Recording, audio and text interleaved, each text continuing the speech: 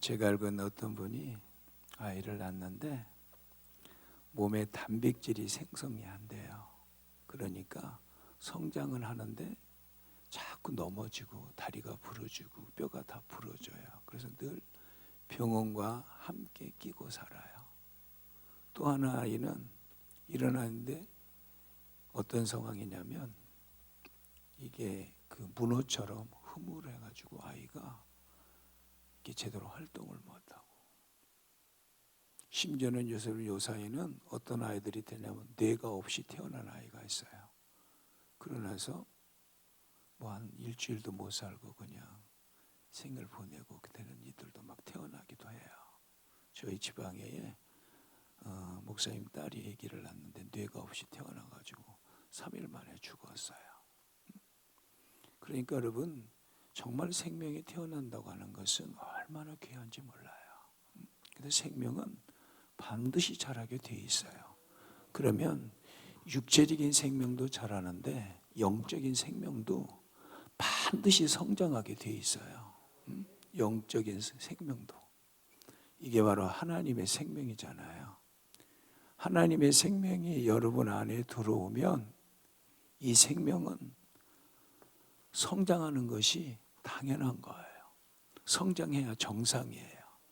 그런데 히브리서에서 주님 뭐라고 말씀하셨느냐면 때가 오래되었는데도 맹 어린아이 젖만 먹고 산대. 때가 오래되었는데도 맹 젖만 먹고 산대. 젖만. 오늘도 엄마 젖 주세요. 그리고 나이 20살 먹었는데 엄마 저 정신적으로 성장을 안 하면 엄마가 징그럽다 그러잖아요. 그치요? 응? 그러니까 여러분들이 히브리서에 보게 되면 때가 오래되었대. 때가 오래되었는데도 아직까지도 맹 젖만 먹고 산대. 응? 여러분, 교회에서 어린아이들이 많으면요, 누가 제일 피곤하신 줄 아세요? 영적인 아버지, 영적인 어머니가 제일 피곤해요. 왜? 끊임없이 뒤수발하게 바빠. 자녀들이 효도하는 것은 뭐가 진짜 효도인 줄 아세요? 자기 생활 잘하는 게 진짜 효도예요. 자기 생활 제대로 못하면 그게 불효가 돼요. 왜요? 나이가 들어도요, 계속 마마보이처럼 생활할 수밖에 없어요. 하나님은 우리가 그리스도의 장성한 분량에 이르러라. 여러분, 정말 성숙한 모습으로 세워져 가야 돼. 성숙한 사람으로. 그러면 성숙해지게 되면 어떻게 성숙할 수 있느냐? 히브리서의 말씀대로 한다면 의의 말씀을 경험을 하래. 의의 말씀을. 뭐를 경험하라고요? 말씀이 의이기 때문에 의의 말씀을 경험하라. 한번 히브리서를 찾아보세요.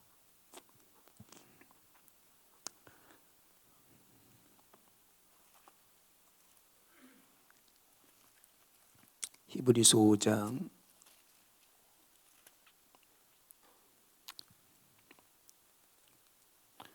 12절부터 14절까지 한번 봐봐요. 같이 한번 읽어봅시다. 시작. 때가 오래되었으므로 너희가 마땅히 선생이 되었을 터인데 너희가 다시 하나님 말씀의 초보에 대해서 누구에게 가르침을 받아야 할 처지니 단단한 음식은 못 먹고 젖이나 먹어야 할 자가 되었도다. 이는 젖을 먹는 자마다 어린아이니 의의 말씀을 경험하지 못한 자여 단단한 음식은 장성한 자의 것이니 그들은 지각을 사용함으로 연단을 받아 선악을 분별하는 자들이니라. 그래서 어린아이는 봐요, 젖만 먹여야 돼. 단단한 음식을 먹게 되면 어떻게 돼요? 애가 토하고 소화를 못 시켜서 아이가 막 힘들어하고 고통스러워 하잖아요. 그러니까 맹 젖만 먹게 되어지면 10년이 된데도 젖만 먹고 20년이 된데도 젖만 먹고 심지어는 30년이 됐는데도 젖만 먹는 사람이 있어요. 왜 그래요? 여기 보세요. 의의 말씀을 경험하지 못했대. 하나님의 말씀은 지식으로 아는 것이 가슴에까지 내려와서 여러분의 삶 속에서 체득이 되어지고 경험이 되어져 갈 때 여러분들의 신앙의 수준은 전혀 달라져요. 이 성자산에서 여러분들이 말씀을 통해서 정말 그 말씀이 경험이 되어지고 체험이 되어져 가면 여러분의 믿음이 자라면서 성자선의 영적인 파워가 업그레이드가 돼요. 그래서 정말 여러분 의의 말씀을 경험이 돼야 돼요. 그럼 의의 말씀이 경험이 되면, 그게 경험을 하면 이게 믿음이 돼야 돼요. 그 말씀에 믿음이 돼야 돼. 그리고 그 말씀이 봐요. 믿음은 들음에서 온다고 그랬어요. 들음으로. 근데 이제 믿음을 들음으로 말하면 여러분 안에 믿음이 온단 말이에요. 그 말씀에 그 믿음. 그런데 그 상황에 따라 말씀을 주셔요. 하나님은 그 상황과 처주에 필요한 말씀들을 우리에게 꼭꼭 주셔요. 왜요? 내 양은 내 음성을 듣는데, 여러분들이 주님의 양이기 때문에 하나님은 여러분들에게 음성을 들려주셔요. 근데 그 음성의 때에 따라 사람을 통해서 들리기도 하고, 말씀 자체를 통해서 들리기도 하고, 환경을 통해서 들리기도 하고, 그게 분별력이에요. 그러면 이 말씀이 먼저 들음으로 말미암아 때에 따라 기도하고 들었던 말씀이 여러분 안에서 불일듯하게 생각나게 하셔서 하나님이 어떤 부분들을 여러분에게 말씀하신단 말이에요. 그러면 여러분들이 이제 그 믿음의 말씀이 여러분에게 왔다면 이제 여러분이 하나님의 믿음을 주신 거예요. 근데 그것이 선물이야. 믿음은 하나님의 선물이래요. 그러면 첫째는 구원의 믿음이 있어요. 구원의 믿음은 하나님의 말씀을 통해서 거듭나는 것이 무엇이고 예수 그리스도의 십자가의 보혈이 무엇인가를 알게 되어져 가면서 막 구원의 감격이 젖어가지고 막 어찌할 바를 모르는데도 구원의 감격이 몇 개월 가요? 저는 1년 갔어요. 1년 동안 매일같이 울고 살았어요. 교회에서 말씀 듣다 울고 기도하다가 울고 돌아다니면서도 정말 그냥 차 안에서도 울고 1년 동안 교회에서도 매일같이 울고 그러니까 울보라고 소문났어요. 근데 그 울음은 너무 감격스럽고 너무 좋아서 내 안에 끊임없이 흐르는 감격의 눈물이고, 그래서 이 구원의 믿음인데 이제 생활 속에서 여러분의 삶의 믿음은 점점 더 성화적인 요소도 있지만 더 중요한 것은 의의 말씀을 계속 경험이 돼야 될 때 그 상황과 그 필요에 대해서 여러분들이 말씀이 하나님은 주신단 말이에요. 그래서 제일 중요한 것은 여호와의 말씀을 듣지 못한 기갈이 와요. 그래서 말씀을 들어야 되는데 말씀을 듣지 못하니까 영적 기갈이 와가지고 계속 방황을 해, 삶이. 여러분들이 이번에 집회에 와서, 이번 추석 집회에 와서 정말 여러분들이 그 믿음을 풀어놓고 믿음의 역사를 이루는 일에 정말 여러분들이 어떻게 해야 될 것인가 알고만 가도 여러분의 생활 속에서 하나님의 말씀을 붙들고 여러분들 스스로가 살아갈 수 있는 믿음의 역사를 이룰 수가 있어요. 그래서 믿음은 제일 첫 단계가 믿음은 들음에서 와요. 들음에서 듣고 이제 믿음이 오면 두 번째로는 이제 이 믿음을 어떻게 해야 되냐, 믿음을 풀어놔야 돼. 이 믿음을 풀어야 된단 말이야. 그럼 어떻게 푸냔 말이에요. 어떻게? 하나님의 말씀이 왔잖아요. 그러면 참 놀라운 일들은 말씀이 딱 온과 동시에 이상하게 꼭 말씀에 역행하는 일들이 주변에 막 생기기 시작해. 그리고 더 막 속상하게 하고 막 그 말씀을 생각나지 못하게 하고 그냥 막 공격하는 일들이 얼마나 강하게 밀려오는지 몰라. 그러다 보니까 말씀을 금방 잊어버려. 믿음이 왔는데 사도 바울이 내가 믿음을 지켰으니라고 하는데 믿음을 지켜야 되는데 그 믿음을 지키는데 기도를 지키지 못하도록 자꾸 방해하는 일들이 생기다 보니까 나도 모르게 그냥 툭 원망이 나가고 뚝 불평이 나올 때가 있단 말이에요. 하나님 말씀을 주시는데 즉흥적으로 해결해 주시지 않냐고. 그냥 왜 이렇게 힘들지 점점. 그런 일 많이 겪어봤어요? 그러다 보니까 어떨 때는 하나님이 그냥 믿음은 상관이 없는 삶을 살아갈 때가 너무 많아요. 그러니까 어떨 때는 차라리 돈은 가깝고 하나님은 너무 멀대. 주먹은 가깝고 하나님은 너무 멀대. 정말 하나님이 뭐세요? 아니요. 하나님 바로 내 옆에 계시고 내 안에 계셔요. 그런데 그 하나님이 우리에게 믿음을 주셨단 말이에요. 그러면 이제 여러분들이 그 믿음을 어떻게 하냐면 풀어야 돼. 어제 얘기한 것처럼 은행에 가면 비밀번호가 있을 때 내가 마음껏 돈을 뺄 수 있어요, 없어요? 그러면 그 믿음은 지금 여러분의 상황과 형편에 하나님께서 적절한 말씀을 주실 때 어떨 때는 위로의 말씀도 주시고 소망의 말씀도 주셔요. 근데 여러분 어떨 때는 문제가 해결되지 않았는데도 그냥 그 음성 듣게 되면 왜 그렇게 좋은지 몰라. 해결은 안 됐는데도 그 음성 듣고 나면 그냥 좋아가지고 혼자 울고 다녀. 혼자 울고. 웃는 사람들 경험했군요. 그렇지? 그런데도 놀라운 것은 말씀은 주셨는데도 바로 문제가 해결되지 않을 때가 있단 말이에요. 그럼 왜 그러냐면 그 말씀을 가지고 여러분들이 이제 어떻게 해야 되느냐면 그걸 입으로 그 말씀을 늘 고백하고 다니셔야 돼. 그게 믿음을 풀어놓는 삶이에요. 왜 그러냐면 계속 그 말씀을 되새기고 묵상하고 계속 말을 하고 다니세요. 그리고 선포를 하시고 그러면 환경은 자꾸 압박이 오는 것 같은데도 그 말씀이 여러분이 말을 하면 그 말씀이 여러분에게 더 강력하게 새겨져요. 그런데 놀라운 사실이 있어요. 봐요. 민수기에 보게 되면 하나님께서 분명히 약속을 하세요. 야, 내가 너 가나안 땅 줄게. 내가 너 가나안 땅 보내줄게. 응? 그래서 하나님께서 마침내 이스라엘 백성들을 가데스 바네까지 이끌고 계셔요. 지금 여러분 하나님은 여러분을 절대 놓지 아니하시고 당신의 품에 꽉 안아서 지금 이끌고 계셔요. 천국 가는 그날까지. 응? 여러분 부모가 자식이 품 안에 있으면 여러분 그냥 네 맘대로 살아라고 내버려 두지 않고 어때요? 부모의 눈에서 그냥 멀어지기만 해도 불안하고 막 그러잖아요. 부모들이 이제 장성을 해서 결혼을 하게 되어지면 그래도 자식이 전화 한 통화만 해주면 그게 왜 그렇게 좋아? 그렇죠? 응? 이게 뭐예요? 항상 눈 안에 있어요. 부모의 눈 안에. 마찬가지로 하나님은 여러분들을 눈동자같이 보호하시면서 여러분들을 품에 안고 계신단 말이에요. 때에 따라 넘어지고 자빠지고 쓰러져도 절대 여러분들을 포기치 않으세요.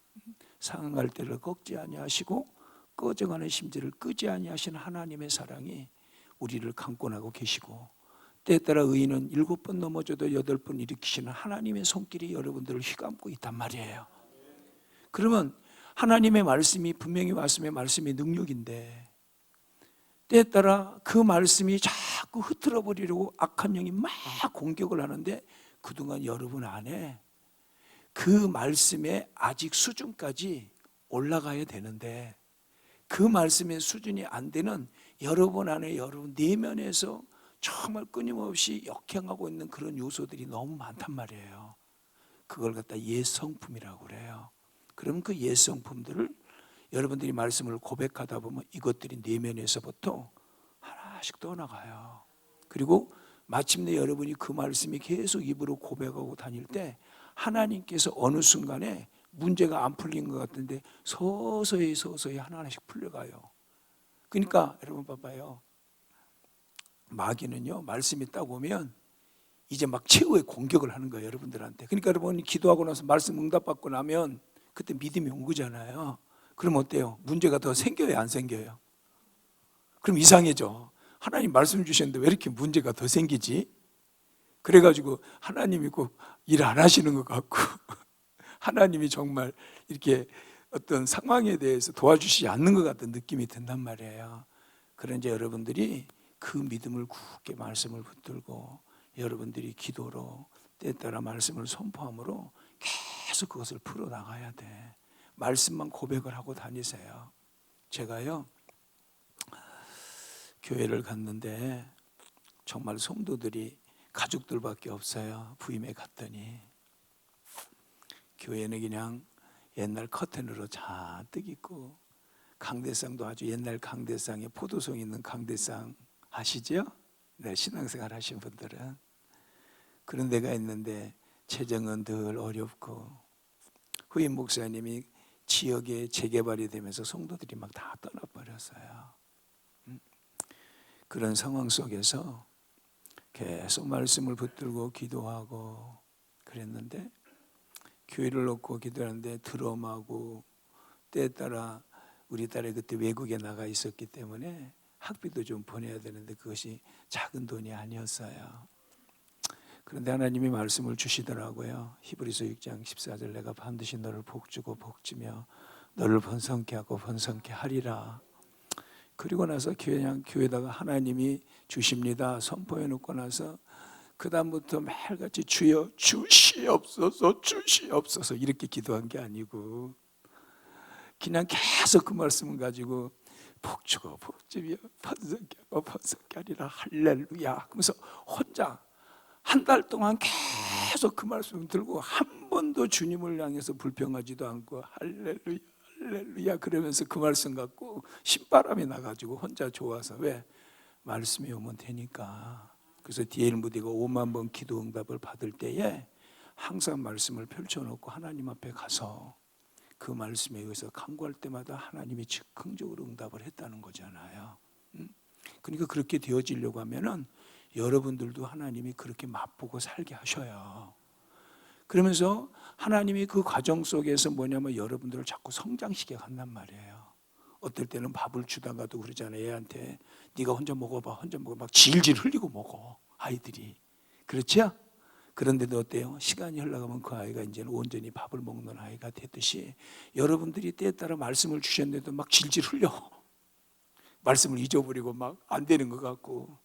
그런데 여러분들이 계속 말씀을 붙들고 고백하다 보면 이제 여러분들이 그 말씀이 먹어질 때가 와요. 그래서 내 살과 내 피를 먹지 아니하면 나하고 상관이 없다 그러시는 거예요. 그래서 여러분들이 하나님의 말씀이 이렇게 자꾸 입으로 고백을 해야 되는 거예요. 그래서 다윗은 내 입의 말과 묵상이 주의 앞에 연락되기를 원하나이다. 주야로 묵상하나이다. 그래서 주야로 묵상하는 시냇가에 심은 나무가 시절을 따라 열매를 맺은 같이. 그러니까 여러분이 만사가 형통한다고 그러니까 무조건 만사가 잘 된다는 의미가 아니에요. 여러분 그리스도인은요 이 땅에 살면서 만사 형통한 게 아니에요.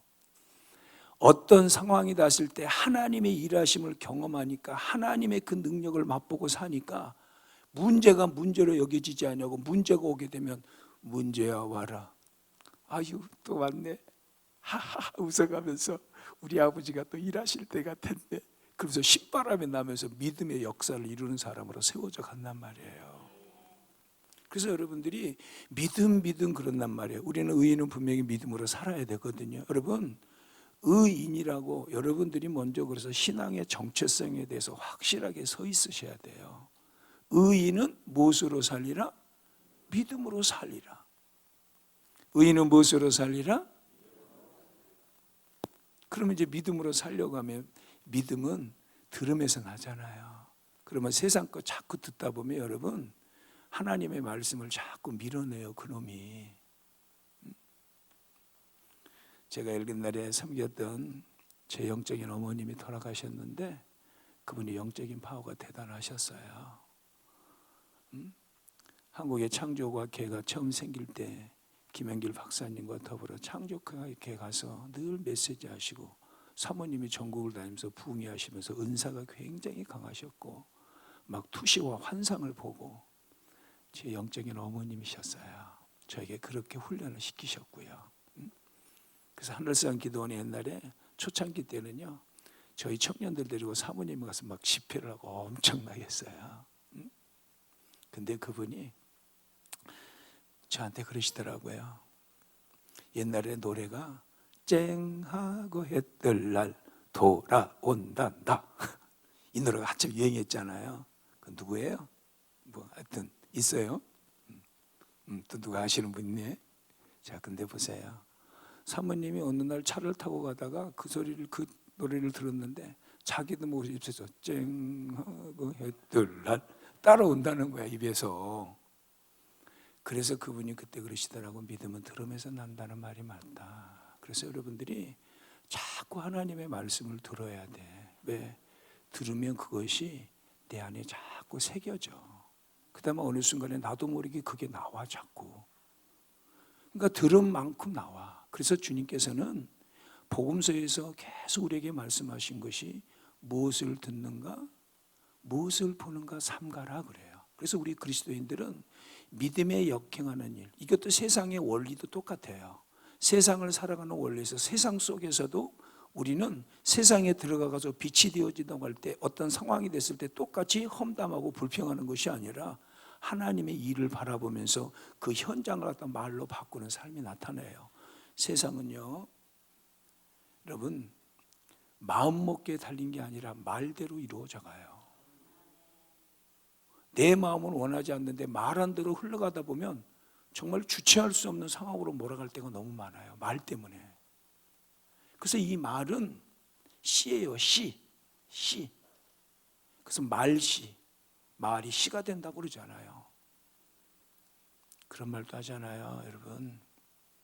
그래서 요새는 뭐 유행가도 불러보면요, 이렇게 슬픈 노래 그런 거 안 부르고 막 자꾸 소망적인 노래를 많이 부르다 보니까 그들이 자꾸 기독교 어떤 소망적인 것을 따라오는 것 같아. 근데 기독교인들다 보니까 같이 따라 부르는 사람도 많아. 아니야.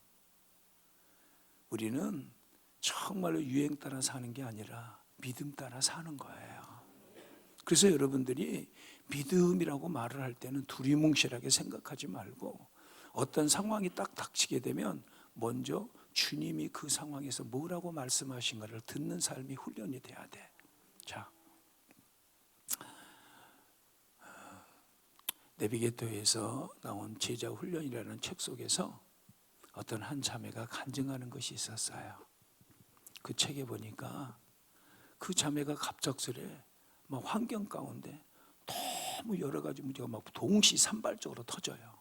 그러니까 여러분 보세요. 어떤 사건 터지면 이상하게 하나만 터지는 것이 아니라 두 개, 세 개 막 밀려올 때가 있어요, 없어요? 그럼 막 주체를 못해가지고 어떻게 해야 될지 모르고 하나님 앞에서 주여 이거 제 해결해 주시옵소서, 주시옵소서 그렇게 기도하죠. 그렇게 기도 안 하셨어요? 그렇게 기도할 때가 많지요, 보편적으로. 근데 이 자매가 갑작스레 남편이 막 아프고 시아버지가 다치고 막 모든 것이 한 번에 막 밀려오는 거예요. 그때 그 자매가 참 하나님 앞에 귀한 기도를 해요. 하나님, 이 고난을 통해서 나를 훈련하실 게 무엇입니까? 이 고난을 제가 잘 훈련받아서 다시는 이 고난이 내게 임하지 않도록 하나님, 나를 충분히 훈련시켜 주세요.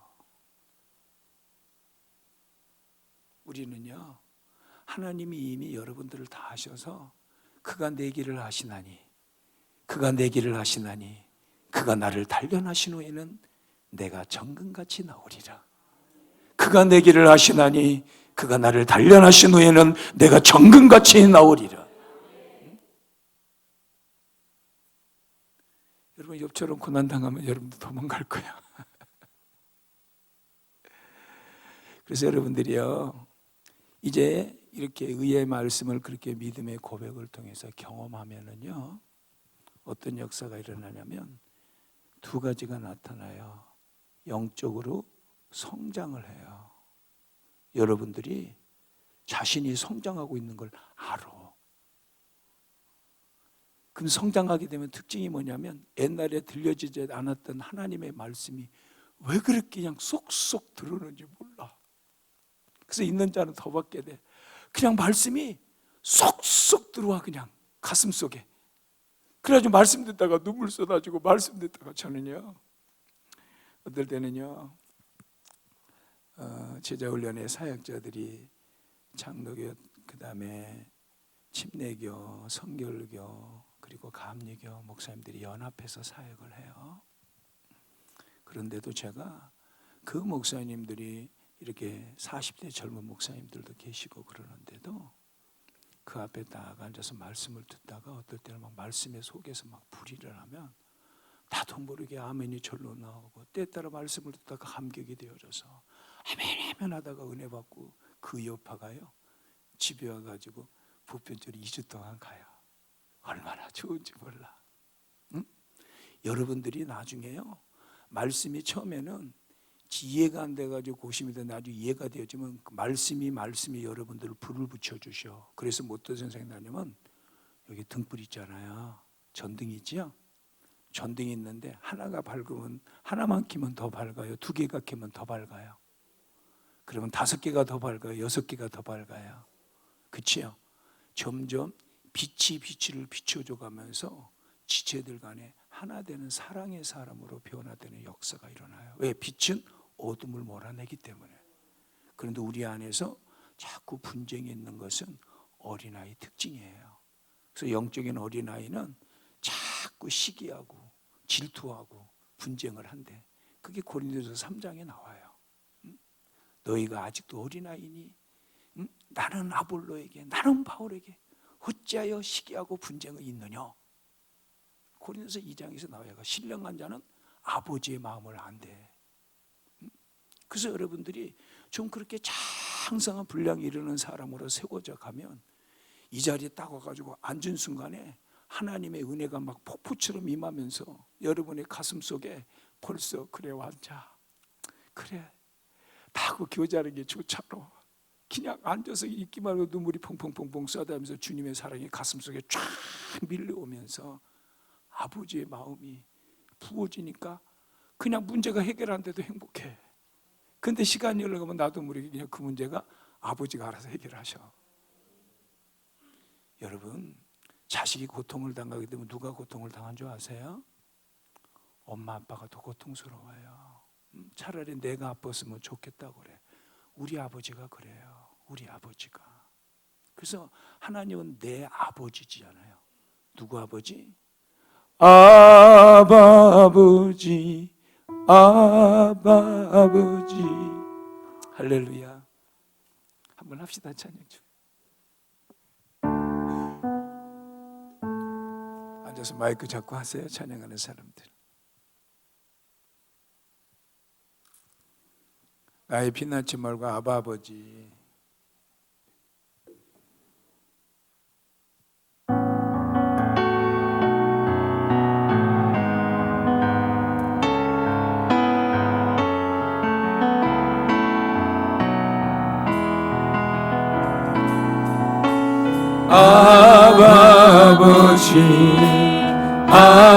아버지, 나를 안으시고 바라보시는 아버지,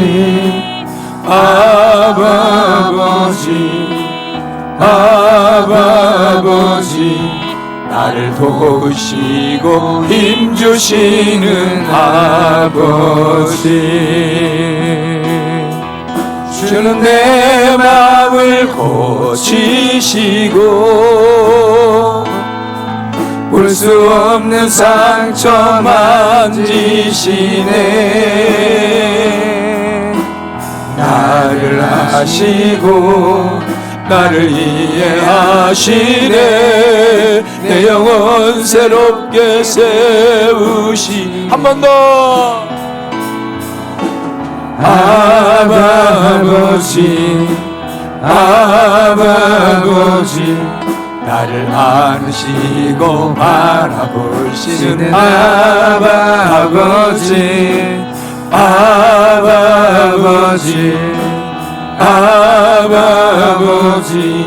나를 도우시고 힘주시는 아버지. 주는 내 마음을 고치시고 볼 수 없는 상처 만지시네. 나를 아시고 나를 이해하시네. 내 영혼 새롭게 세우. 아버지 한 번 더 합니다. 아버지, 나를 안으시고 바라보시는 아버지, 나를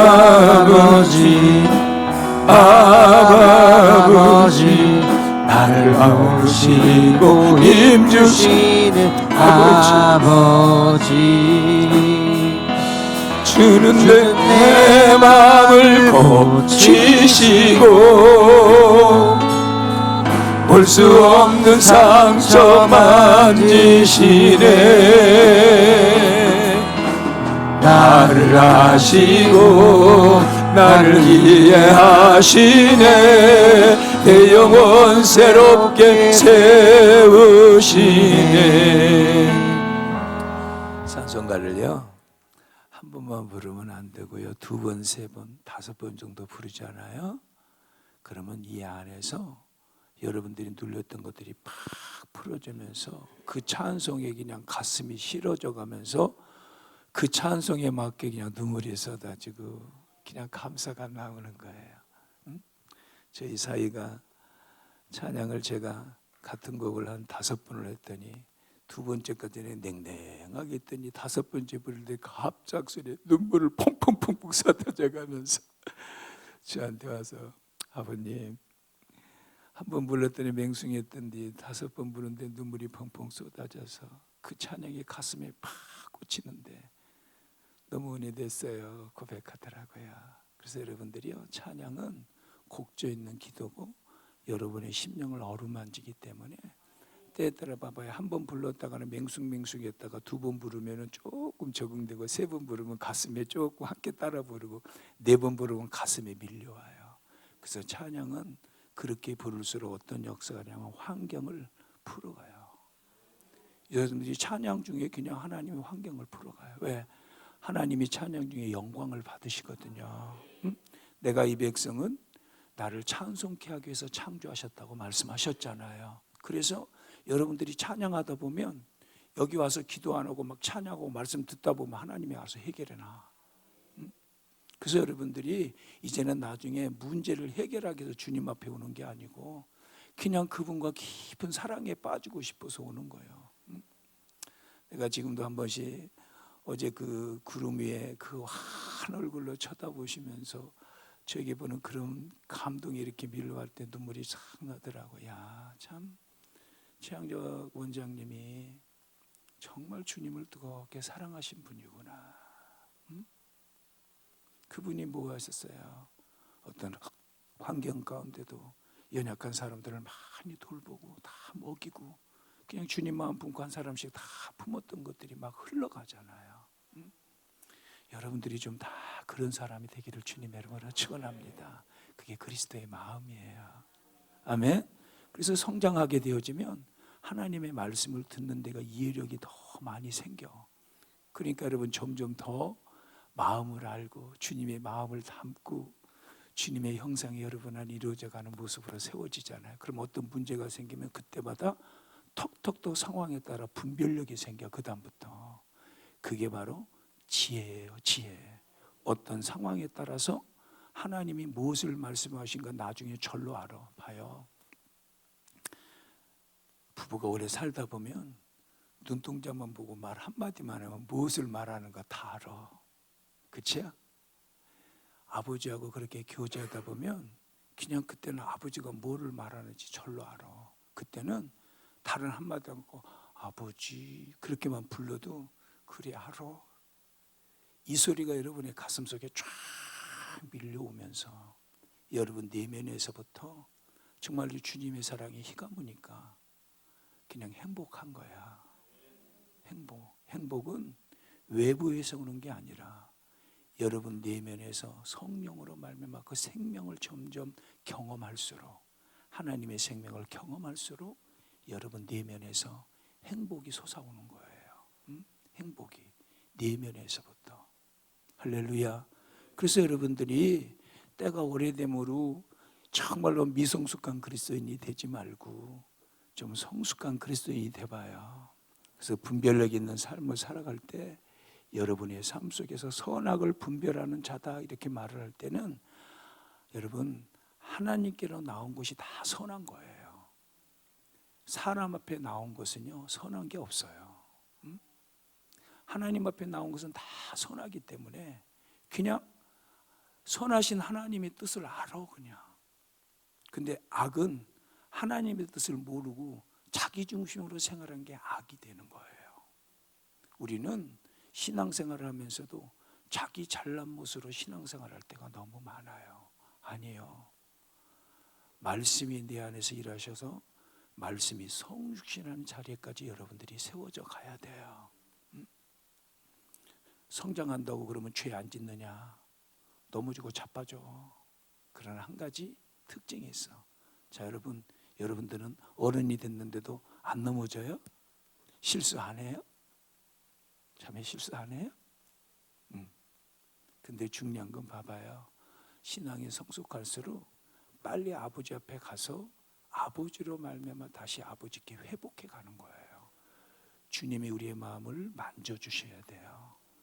사람이 당하는 상처는 사람의 방법으로 해결하려고 찾아다니면 상처에 상처를 더 겪어보셨죠? 절대 안 돼.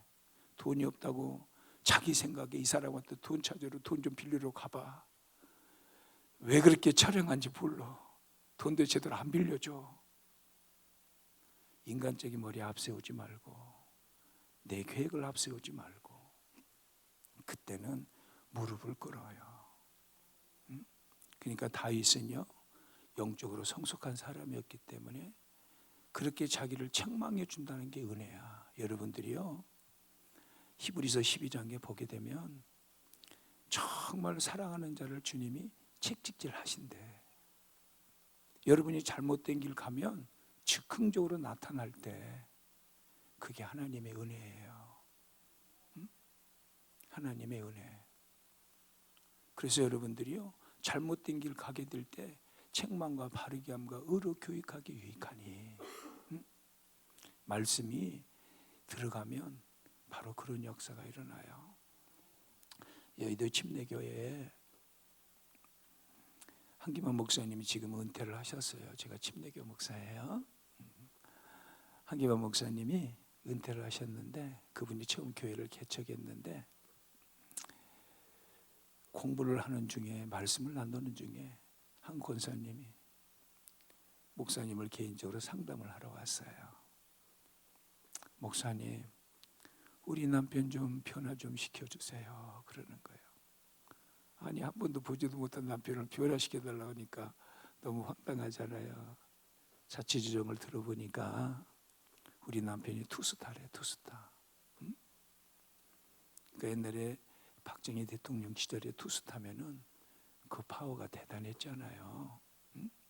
근데 목사님 저하고는 이혼을 안 해주고 세컨드하고 살아요. 그래서 인간적인 방법으로 다 동원을 해가지고 정말 해봤는데도 바뀌지가 않고 변하지가 않고 제가 어떻게 해야 될지 모르겠어요. 그리고 투스타가 되면은 이혼을 하면은 투스타를 떼어내야 돼요. 그때 당시에는.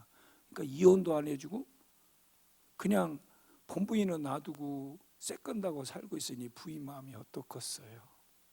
속이 터지겠잖아요. 그러니까 말씀을 공부하는 중에 바르게 함과 의로 교육하기 유익한데 그 말씀이 믿음이 온 거야.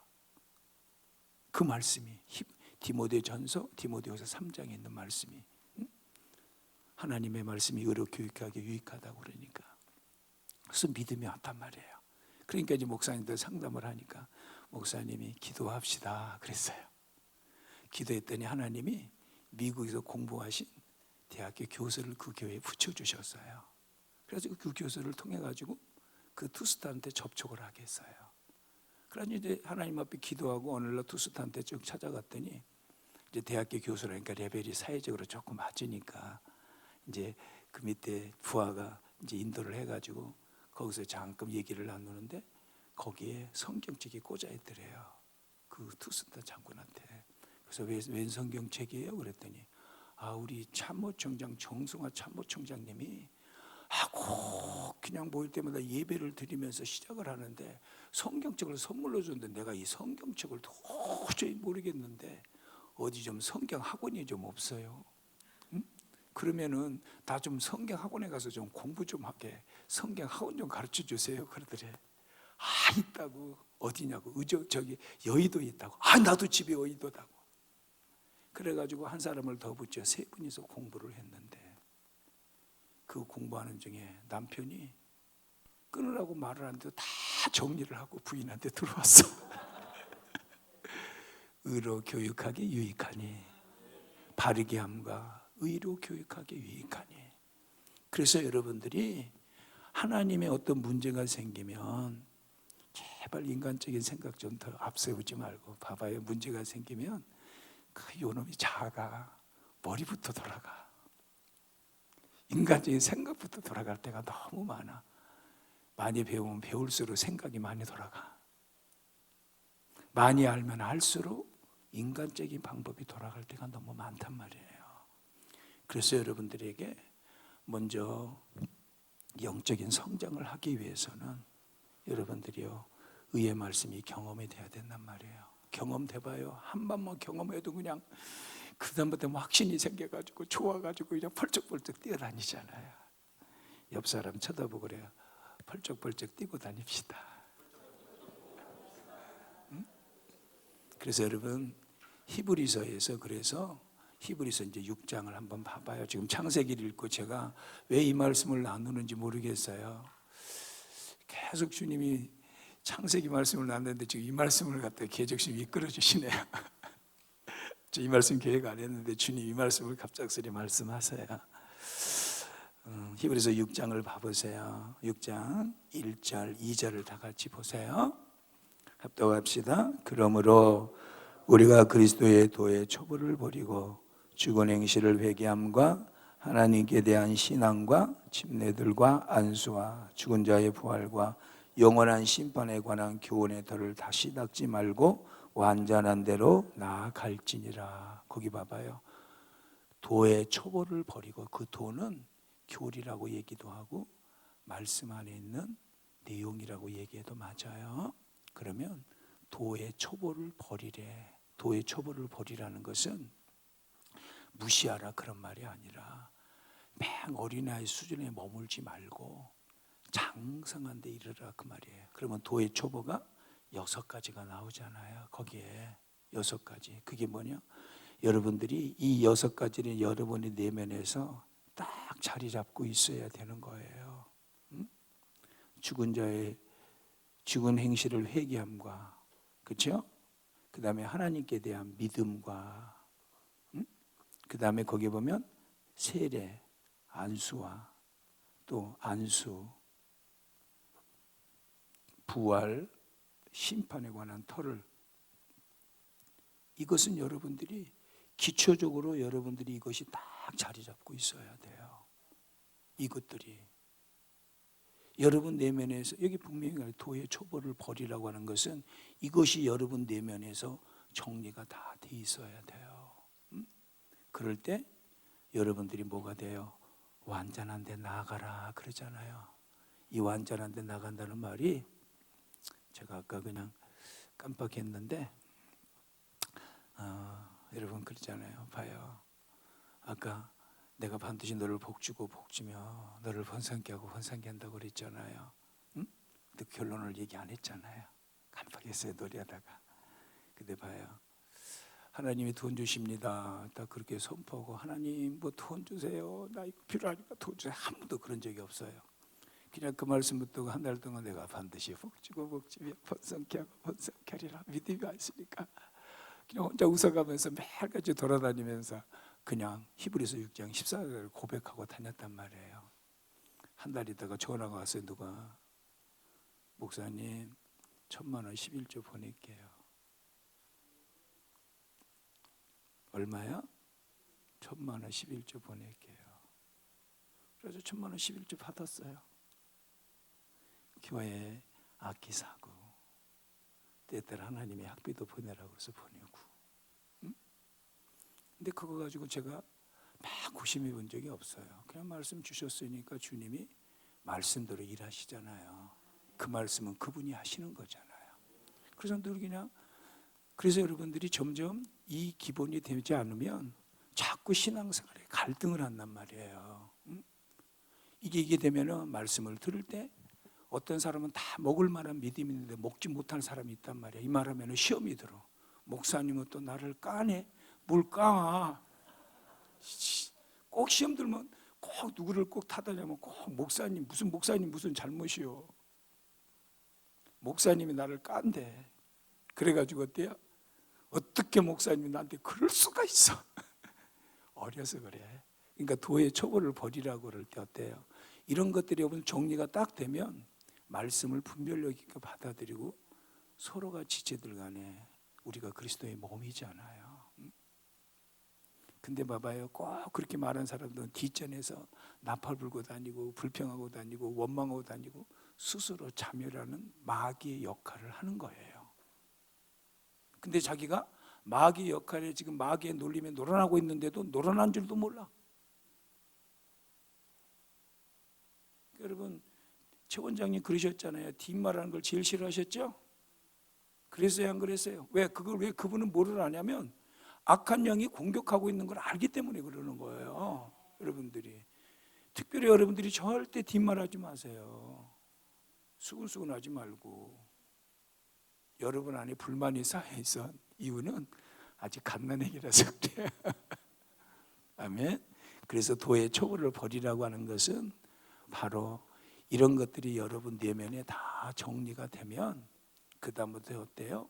그냥 어떤 말씀을 받아들이든 간에 하면 말씀 듣는 게 너무 좋은 거야. 그냥 말씀 듣는 게 너무너무 좋아서 그냥 항상 은혜에 젖어 살고 신앙생활이 여러분들이 세상 것에 취하지 아니하고 세상 것이 와도 그게 놀라지도 않고 묵묵히 주님 앞에 다름질할 수 있단 말이에요. 그래서 좀 이렇게 좀 성숙한 모습으로 세워져야 되는데 왜 이렇게 변덕이 줄구떡하는지 몰라. 그치요? 그게 우리의 연약함이에요. 그래서 주님이 우리의 연약을 아시고 말할 수 없는 탄식으로 성령님이 여러분을 위해서 중보기도 하고 계셔. 우리가 어느 정도 연약하냐면 때때로 어떻게 기도할 바도 모른대요. 그런데 성령님이 여러분의 연약함을 아시고 말할 수 없는 탄식을 가지고 기도해 주셔요. 그래서 여러분들이 성장하도록. 자, 엄마 아빠가 이게 똥기저귀를 닦아주고 먹이는 이유가 뭐 때문에 그래요? 한마디로 딱 얘기하면 잘하도록 하기 위한 가정이지요. 근데 그 아이가 안 자라면 부모의 마음이 어떨까요?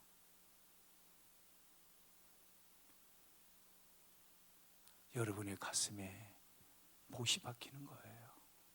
그렇죠? 근데 아이는 그냥 먹고 장난을 쳐도 그냥 막 싸우고 그래도 잘 자라는 게 좋아. 저희 교회 권사님이 그 딸이 쌍둥이를 낳았어요. 아들 쌍둥이를. 둘이서요 물고 막 싸우는데 막 물고 막 동생하고 형하고 막 서로 싸우는데 막 어떨 때 막 문대 막 서로. 그래가지고 막 등짝이 그냥 물은 자국이 많이 있대.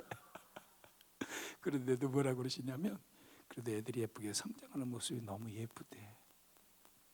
여러분 성장하다 보면 쓰러지고 넘어지고 자빠져도 여러분들이 점점 어떤 모습으로 서야 되냐면 도의 초보를 버리기 위해서는 먼저 저런 것들이 탁탁탁탁 정리가 돼. 그래서 성경에는 너는 배우고 확신한 일에 거하라 그러는 거예요. 그래서 여러분들이 늘 배우는 삶을 산다는 게 겸손이에요. 겸손. 그래서 하나님의 말씀을 들을 때는 늘 그런 모습으로만 서게 되면 하나님이 열어주셔요. 겸손한 자에게 은혜를 더하시되 교만한 자를 대적하시느니라. 그 말이 무슨 말이냐면 하나님이 열어주시지 아니하면 몰라. 스스로 자멸하는 길만 선택을 해.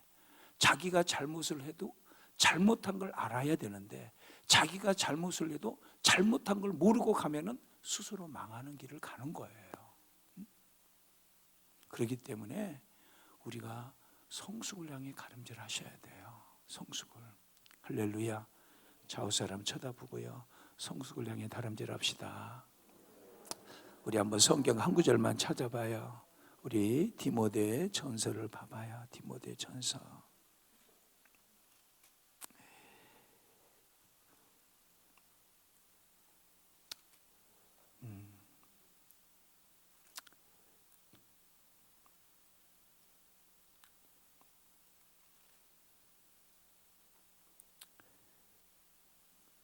죄송해요.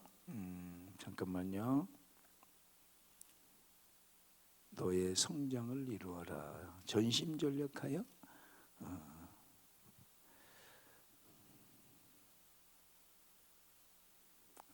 갑작스레 눈이 안 보여요. 안 들어와요. 예? 디모데전서 4장이요. 디모데전서 그러네요.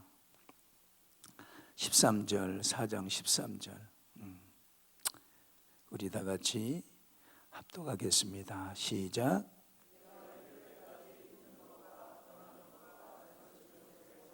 전념하라. 그러면서 15절 시작. 이 모든 일에 전심 전력하여. 거기 봐봐. 전심.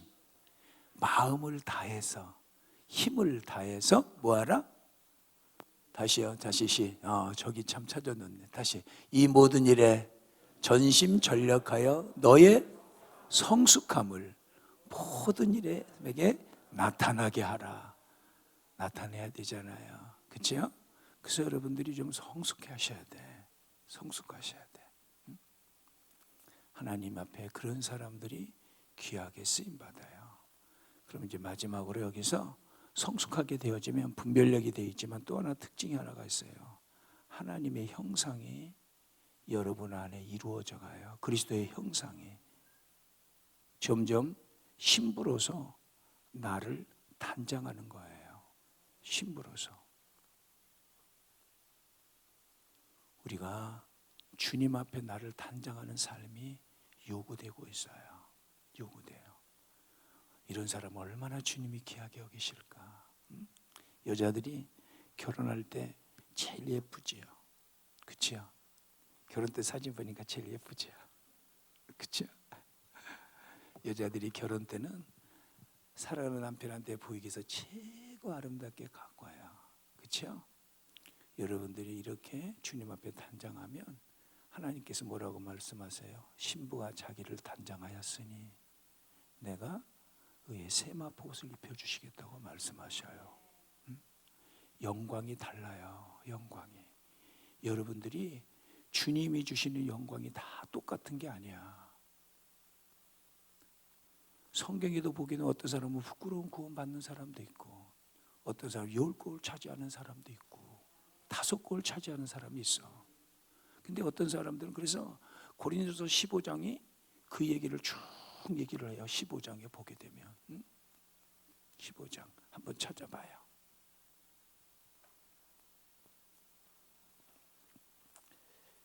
고린도전서 15장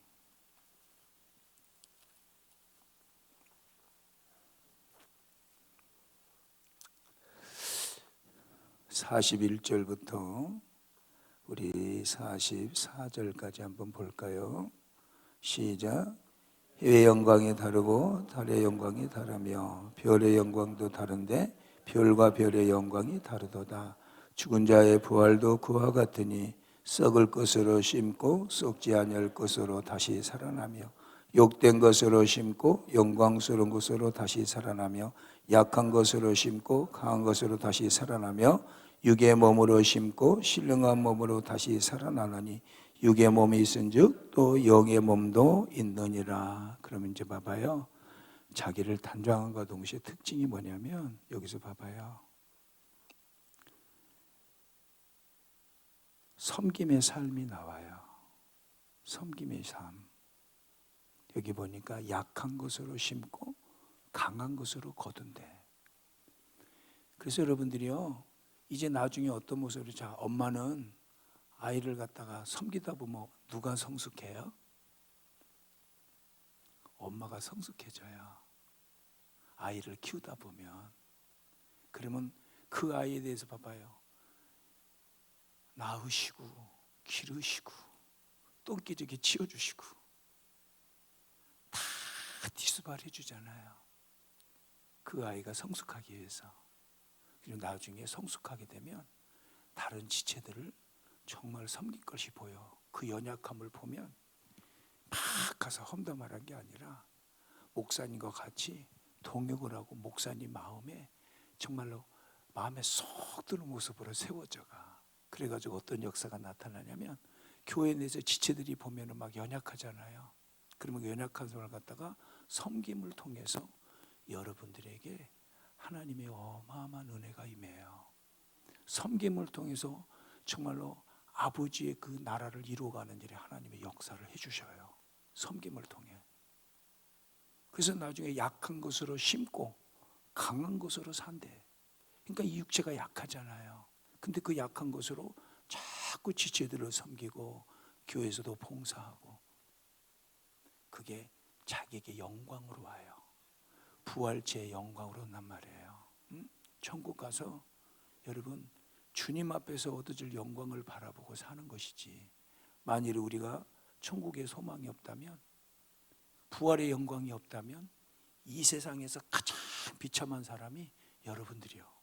여기 다 비참한 사람들만 모여있어. 고린도서 15장에 그 얘기 나오잖아요. 만일에 부활이 없다면 우리가 가장 비참한 사람이다. 그래서 약한 것으로 심고 강한 것으로 거두고, 욕된 것으로 심고, 때에 따라 전도하다 보면 얼마나 욕을 얻어먹어요. 근데 주님 뭐라고? 기뻐하고 즐거워하라. 하늘에서 너희 상이 큽니다. 그러니까 전도하다 보면 여러분 욕 되게 얻어먹거든요. 저는 무당한테 한번 전도하러 갔다가 이 댐팡 욕설 얻어먹고 왔어요. 무당한테도 한 번씩 가거든요. 그러니까 여러분 욕된 것으로 심어야 돼. 근데 그날에 얻어질 영광이란 말이에요. 나중에 그렇게 지체들을 막 섬기고 때따라 아버지의 뜻을, 나라를 막 확장하고,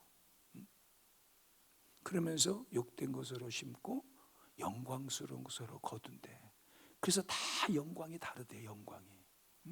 영광이 계시록에서는 각자 자기의 왕들이 자기의 영광으로, 우리는 왕 같은 존재고 제사장들이에요.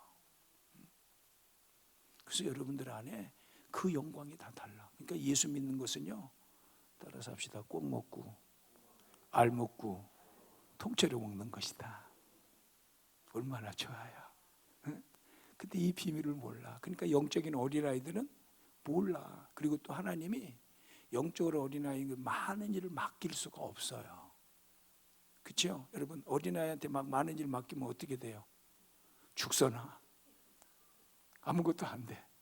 그렇죠? 근데 어때요? 어른일수록 맡길 때 든든하잖아요. 그러니까 하나님이 필요에 따라 탁탁 맡길 때마다 무슨 일을 맡겨도 그냥 그걸 능란하게 처리하게 되면 얼마나 아버지가 기쁘시겠어요. 아버지가. 그러니까 나중에 이런 사람들 어때요? 하나님 앞에 귀하게 쓰임 받는단 말이에요. 하나님 앞에. 이런 사람들의 찬양은요, 영으로 찬양을 해요. 영으로. 그 영으로 찬양할 때마다 그 찬양 소리가 심령을 막 강력하게 영향을 미쳐요.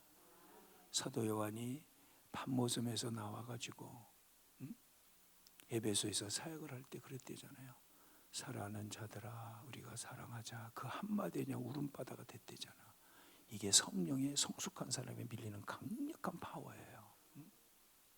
세상 지식이 많고 좋고가 문제가 아니에요. 영적인 것은 하나님이 대학교 나왔다고 성경을 잘 이해하냐? 배운 것 가지고요, 성경을 갖다 곡해할 때가 너무 많어. 성령께서 열어주셔야 돼요. 성령께서. 그러나 때에 따라 하나님은 그 지식도 나중에 다 어때요?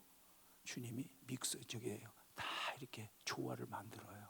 나중에 결론으로 성경이 다 열려지잖아요. 그것이 다 성경으로 다 풀려요. 그것이.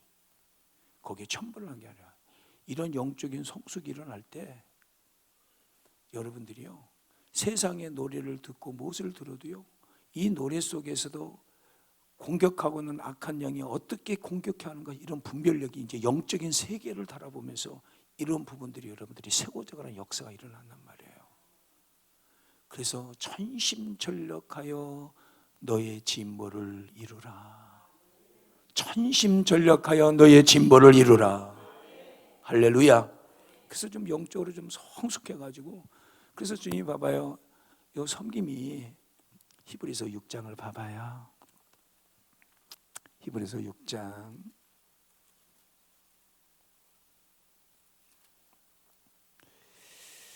히브리서 6장 10절을 다 같이 보세요. 10절, 11절, 12절을 다 같이 보세요. 합독하겠습니다. 시작. 하나님은 불의하지 아니하사 너희 행위와 그의 이름을 위하여 나타낸 사랑으로 이미 성도를 섬긴 것과 이제도 섬기고 있는 것을 잊어버리지 아니하시느니라. 우리가 간절히 원하는 것은 너희 각 사람이 동일한 부지런함을 나타내어 끝까지 소망의 풍성함에 이르러 게으르지 아니하고 믿음과 오래 참음으로 말미암아 약속들을 기업으로 받는 자들을 본받는 자 되게 하려 것이니라. 봐봐요. 하나님은 불의하지 아니하사 여러분들이 찬양으로 섬기는 것도 상을 주신대. 그러니까 찬양 사역자들도 사람 앞에 하려고 하지 말고 하나님 앞에 하세요. 제가 덜 두려운 게 그거예요. 여러분 앞에서 말씀을 증거하면서도 사람 따라서 기분 맞춰서 하는 것이 제일 두려운 거예요. 메시지는 하나님 앞에 하는 거예요. 여러분들의 삶도 하나님 앞에 서 있는 거예요. 찬양도 반주도 하나님 앞에 돌리는 것이에요. 근데 하나님이 그것을 기뻐하신대. 기도원에서도 여러분이 휴지 하나 줍는 것도요, 줍는 것도 그게 하나님 앞에 하는 거야. 우리는 내 것이 아니라 주님 거예요. 누구 것?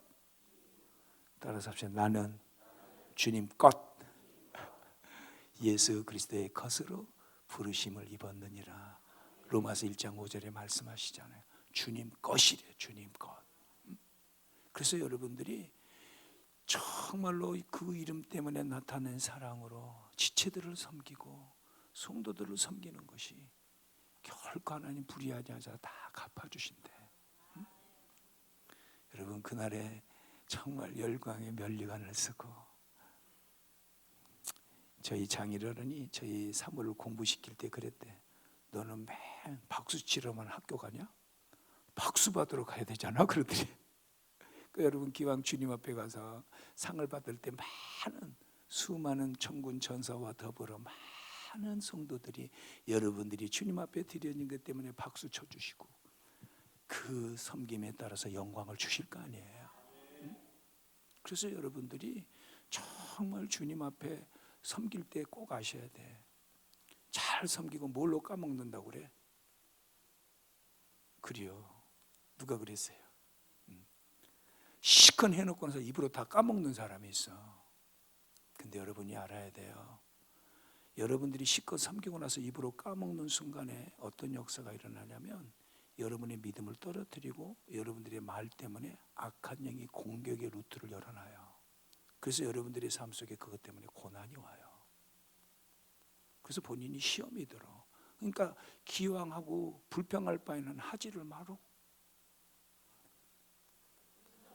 할렐루야. 불평한 것 때문에 봐봐요. 민수기에 보게 되면 여러분 봐요. 하나님이 야 내가 가나안 땅 줄게. 그러나서 그들이 가나안 땅 정탐까지 하고 왔어. 근데 봐요. 하나님이 약속하셨으면 그냥 밀고 가면 좋을 텐데 꼭 자기들이 눈으로 꼭 확인해보고 가려고 그래.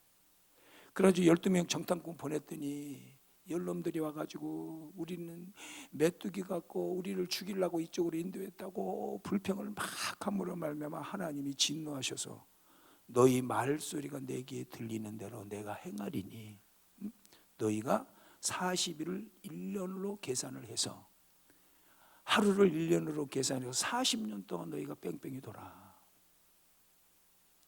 아니 출애굽을 해가지고 가나안의 여정 속에서 시내산에서 계명을 받고 하나님이 불기둥과 기둥기둥을 보여주고 만나를 먹는 것을 경험하고 마침내 가네스 바네아 앞에까지 딱 이끌어와가지고 저기 있잖아요. 저 가네스 바네아 저기 보이잖아.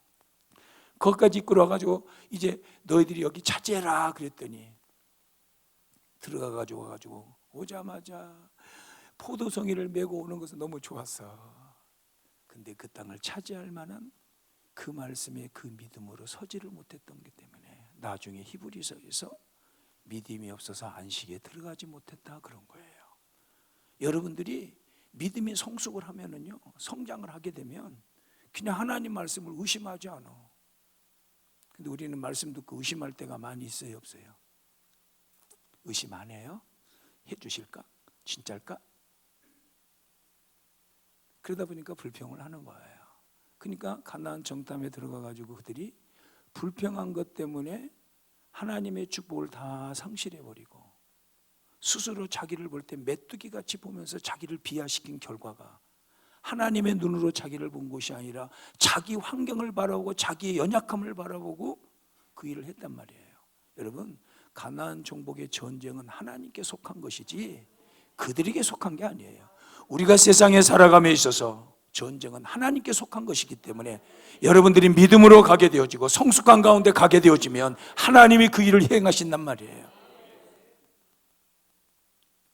그 불평한 것 때문에 그들은 축복을 다 놓쳐버리고 20세 이상은 다 광야에서 엎드려서 죽었어. 오직 여호수아만 갈렙만 가나안 땅의 축복을 누리잖아요. 그래서 여러분들이 일해놓고 불평하지 말자고. 박 목사님 여기서 일하고 불평한 사람들을 누구누구 있나 저한테 얘기 좀 해주세요. 한번 찾아가 보게. 일하면서 불평하지 마세요. 아멘. 하나님 앞에 하는 거예요. 하나님 앞에. 누구 앞에 하는 거라고요? 사람 앞에 하는 게 아니에요. 하나님 일을 하잖아요. 때에 따라 대우 못 받았다고요? 괜찮아요. 주님이 갚아주세요. 주님이 갚아주셔. 모양교회를 담임하고 계시는 목사님이 계시잖아요. 신정동에. 그 목사님이 전도사 생활하는데 담임 목사님이 야 전도사 너 빨리 아침 일찍 와가지고 내 아들 빨리 학교에 차 태워다 줘. 아니 전도사가 교회 일을 해야지. 아니 목사님 아들을 갖다가 차원에 가고 다녀야 되다니. 속에서 불만이 쌓였어요. 하나님 앞에 기도했더니 순종해라 그러시더래요. 그분이 나중에 순종하니까 하나님이 새로운 목양지에 가서 얼마나 많은 것으로 부어주시는지 몰라. 우리는 순간을 보고 영원한 걸 놓칠 때가 너무 많아. 순간의 불평이 하나님의 놀라운 축복을 다 상실해 버렸는데도 몰라. 여러분들이 지금 하나님이 축복을 어마어마하게 주었을 텐데 여러분의 따라서 주둥치 요 주둥치 때문에 뭐가 됐냐면 여러분들이 하나님 축복을 놓치고 사는 것이 그날에 가면 다 알게 될 거야. 주님이 내가 이거 주려고 했는데 네 말 때문에 네가 스스로 상실했다.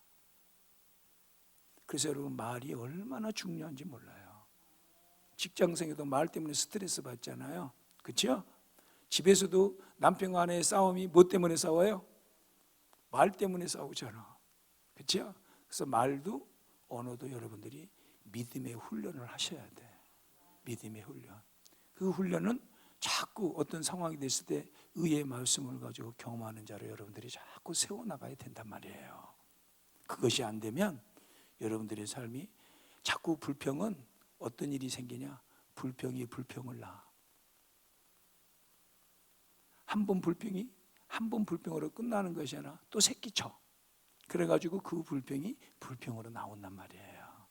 그래서 여러분들이 항상 불평이 딱 나오면은 여러분 스스로가 자꾸 딱 채우고 하나님 앞에 가서 불평을 해. 사람 앞에 하지 말고 하나님 저놈이 나를 무시해요. 하나님 저놈이 나를 무시해요. 그건 괜찮아. 하나님 앞에는. 근데 하나님이 그러니까 여러분들 꼭 하나님 앞에 제발 가식 좀 부리지 마세요. 시편 69편에 보면 그 저자가 너무 속아하니까 하나님 저희의 밥상에 올무가 되게 해주시고 저희들이 생명치에서 지워버리게 해주시고 하나님 저주받게 하시고 인생이 파멸되게 해달라고 막 그렇게 기도를 해. 여러분 그렇게 기도할 수 있어요? 옆 사람한테? 근데 봐요, 그게 무엇이냐면 여러분의 마음의 감정을 숨기고 하나님 앞에 하지 말란 말이에요. 여러분이 지금 막 미움이 일어나. 근데 사람 앞에서 감정을 내면 싸움이 생겨. 그때는 어때? 하나님 앞에 나와서 하나님 그놈이 나를 이렇게 괴롭히네요. 하나님 나 속삭이 죽겠어요. 그러면 하나님 좀 딱 한 번 좀 때려주세요. 하나님 몽둥이를 가지고 그냥 막 하나님 막 때려주시고 하나님 그놈이 이놈을 갖다 생명체에서 팍 지워버려 주시고 막 하나님 그래 주세요. 근데 중요한 것은 있어요. 여러분 그렇게 기도하잖아요. 여러분의 감정적인 요소들을 그런 하나님이 감정을 만져주셔요. 그리고 나중에 정말 사랑하지 못한 자기를 발견해도 주님이 눈물을 주셔. 그리고 나중에 기도가 하나님이 바꿔주셔. 그러니까 우리는 감정을 숨기고 자기 마음은 안 그러는데 주님 사랑하게 주시옵소서 또 그렇게 기도를 많이 해. 근데 사랑해줘요? 기도하고 났는데 그럼 감정은 또 돌아보면 기도할 때는 뭔가 풀린 것 같은데 돌아서 또 떡 쳐다보면 뭐예요? 또 꼴보기 싫어. 제발 좀 가식적인 기도하지 말고 하나님 앞에 꼭 그러고 왔다 하잖아요. 옛날에 저희가 같이 사회 가시던 선교사님이 그런 얘기를 해주시더라고요. 어떤 여인이 진보다리를 잔뜩 메고 가더래요. 근데 미군 차가 딱 지나가면서 할머니 어디까지 가세요? 제가 모셔다 드릴게요. 그래가지고 차를 뒤를 탔대. 한참 갔는데 진보다리를 짊어지고 차에서 덜컹덜컹 하더래. 아니 진보다리 내려야 내지 왜 그래요? 그러니까 차가 무거울까 봐. 우리가 그렇게 신앙생활 할 때가 너무 많단 말이에요. 내 짐을 여호와께 맡겨버리라. 내 짐을 여호와께 맡겨버리라. 그냥 주님께 딱 맡겨버려줘야 돼. 그러니까 기도하다가 막 감정이 있으면 그 감정을 사람 앞에 불평하지 말고 아버지 하고서 아버지 앞에 기도하다 보면 아버지잖아. 찬양합시다. 한번 찬양합시다. 한 서너 번 부릅시다.